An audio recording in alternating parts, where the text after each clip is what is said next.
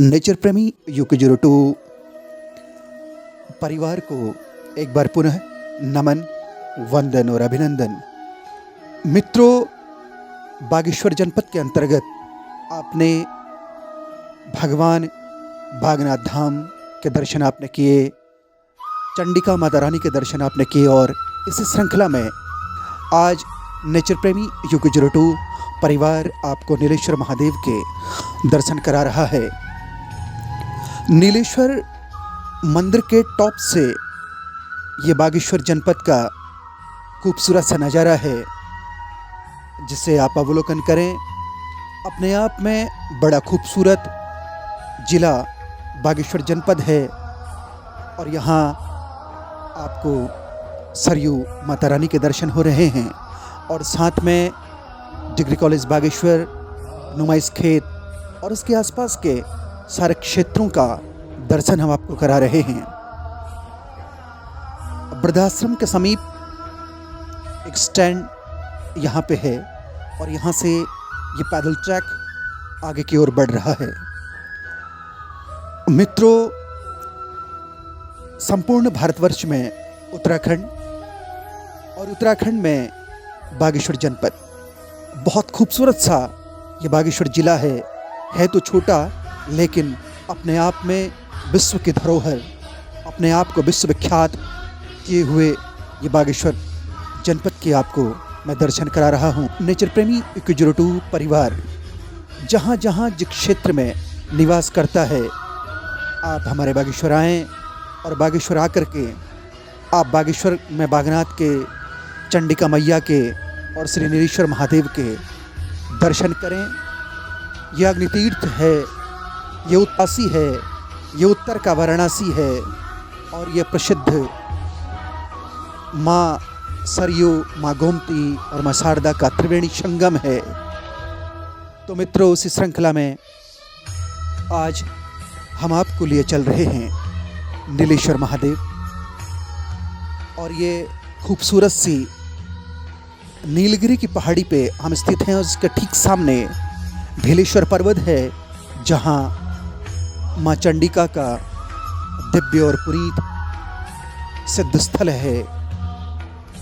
मित्रों, दो पर्वतों के बीच में बागेश्वर जनपद स्थित है, नीलेश्वर पर्वत और भीलेश्वर पर्वत। और वहीं पर त्रिवेणी संगम है, जहाँ प्रत्येक वर्ष मकर संक्रांति के उपलक्ष्य में विश्व प्रसिद्ध उत्तरायणी का मेला आयोजित किया जाता है।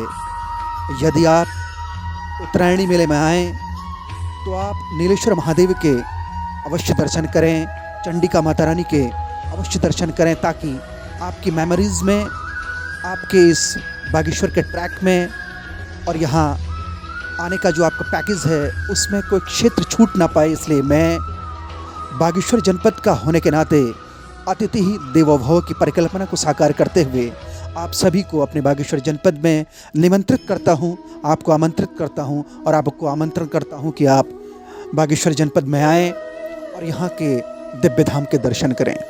ये भगवान काल भैरव के हम आपको दर्शन करा रहे हैं।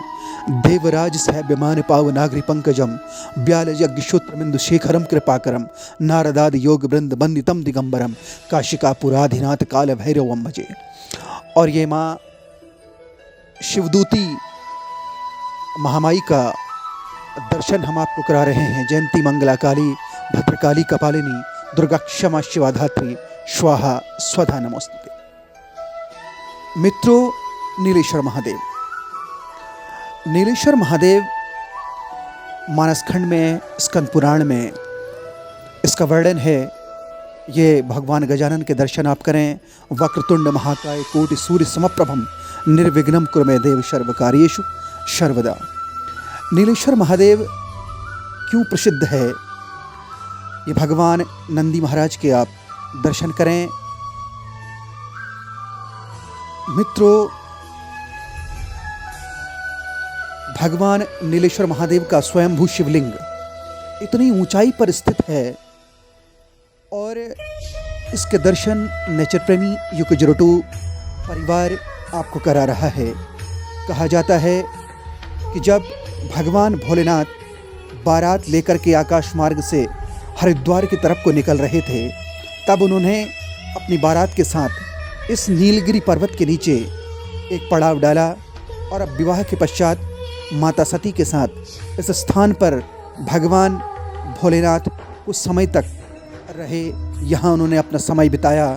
तो ये अपने आप में एक मुख्य धरोहर है जिसकी जानकारी बहुत कम लोगों को मिलती है, लेकिन नेचर प्रेमी युकिजुरुटू परिवार का संकल्प है, उसकी अभिलाषा है, उसकी दृढ़ इच्छा है कि हम अपने सिद्ध स्थलों के दर्शन आपको कराएं और उसका वृतांत आपको बताएं। तो भगवान भोलेनाथ माता सती के साथ यहाँ उन्होंने निवास किया था और यहाँ पर वो 2.5 फीट से ऊंचे शिवलिंग के रूप में प्रकट हुए और यही नीलेश्वर मंदिर है।